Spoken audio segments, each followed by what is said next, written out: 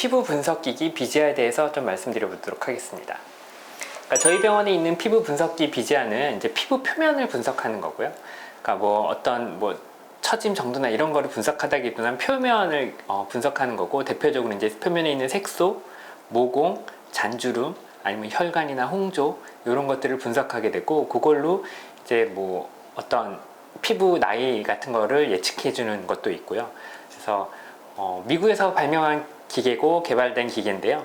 분석도에 있어서는 제일 뛰어나다고 볼 수 있고, 카메라 렌즈 자체도 다른 것들은 이제 쉽게 말하면 휴대용 휴대폰에 있는 렌즈를 빼서 썼다면, 이 기계는 이제 DSLR의 렌즈를 껴서 쓰는 거기 때문에 훨씬 더 이제 선명하게 분석이 된다는 장점이 있습니다. 색소를 잘 보이게 화면 전환을 해서 분석을 할 수가 있는데요. 이렇게 흑백으로 분석을 시키면 요거는 표면에 있는 색소를 더 잘 보이게 하는 거고, 표면에 있는 색소라고 하면 이제 대표적으로 주근깨 아니면 표피성 색소들, 흑자나 뭐 잡티 같은 것들이 있을 수 있습니다.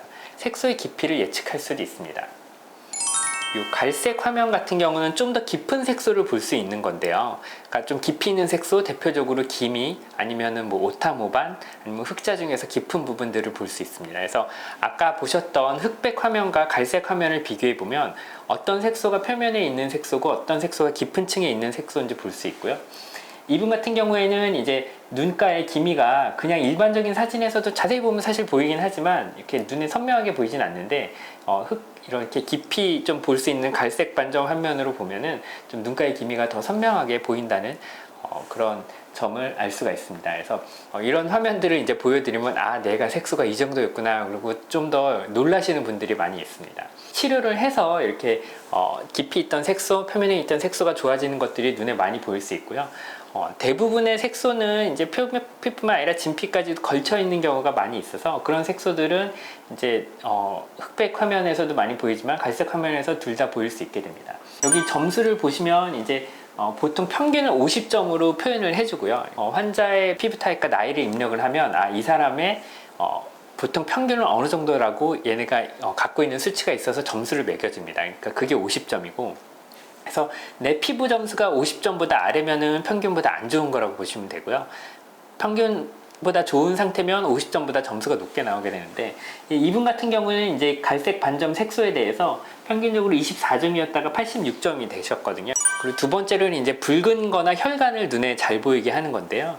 맨 얼굴에서 자세히 보시면 실핏줄이 좀 보이긴 하는데, 이런 붉은 혈관이 잘 보이는 화면을 하면은 실핏줄이 훨씬 더 많이 보이고요. 이런 혈관들은 이제 물론 레이저를 통해서 개선시킬 수 있고요. 요거는 이제 그 형광을 이용한 이제 분석인데요. 형광을 이용한 분석은 크게 이제 피부과에서 세 가지 정도 목적으로 이루어집니다. 그래서 첫 번째는 색소를 더 잘 보이기 위한 목적으로 이루어지는데, 예전에 이제 이런 분석 기계가 없을 때는 실제로 이렇게 손으로 형광등을 켜고 기미를 보는 경우도 많이 있었고요. 그리고 이제 저색소반이 있을 때, 우리가 흔히 말하는 뭐 백반증이 있다던가 아니면 탈색소반이 있을 때 그거를 더 하얗게 도드라져 보여서 잘 보이게 하는 역할을 합니다. 그래서 피부가 하얀 분들은 이렇게 저색소반이 있어도 이게 백반증인지 뭔지 애매한 경우가 있는데, 이렇게 형광색 촬영을 했을 때 백반증이 있는 경우에는 하얗게 눈에 도드라지기 때문에 이런 진단적 목적으로 사용할 수 있는 게 또 있고요. 세 번째로는 이제 피지나 여드름균을 보는 목적으로 사용할 수 있는데, 여기 보시면 모공에 이제 하얀색 점, 노란색 점, 형광 분홍색 점 이렇게